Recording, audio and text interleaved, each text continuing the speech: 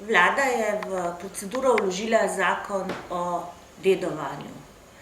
Pravzaprav ta zakon ne prinaša nič bistvenega. Gre za usklajevanje z evropsko direktivo. Po drugi strani pa ta zakon dopušča tisto, kar je najbolj problematično in bistveno za naše državljanke in državljane.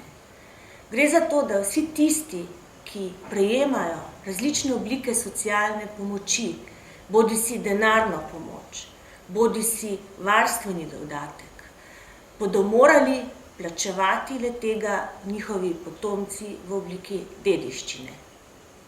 To je seveda več kot sporno.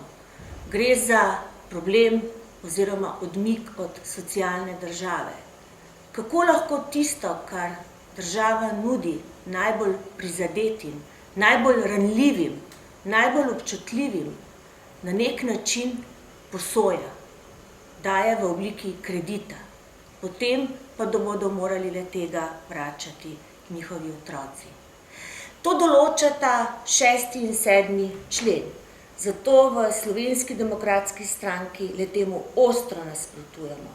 Gre za to, da če dovolimo kaj takega, potem ne moremo več govoriti o tem, da je Slovenija socialna država.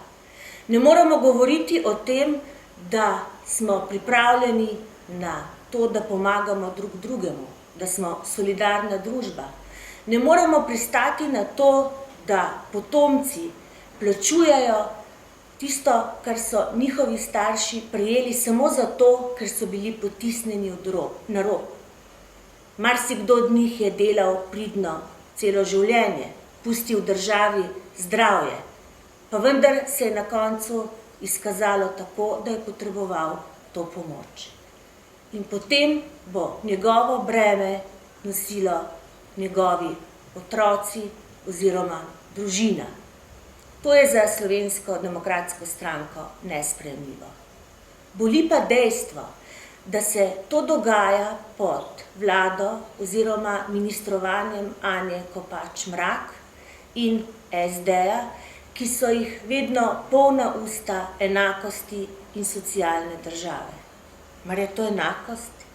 Mar je to socialna država? Prav tako ne morem in se nekakor ne morem sprijazniti s tem, da takšno zakonodajo podpira tudi Desus. Nenazadnje govorimo tudi o varstvenih dodatkih. Mnogo in veliko in vedno več je starejših, ki ga potrebujejo. Le kako lahko potem to breme dajemo nanje in potem oni na svoje otroke. To je za Slovensko demokratsko stranko nesprejemljivo in kaj takega lahko počno le ljudje z ledenim srcem.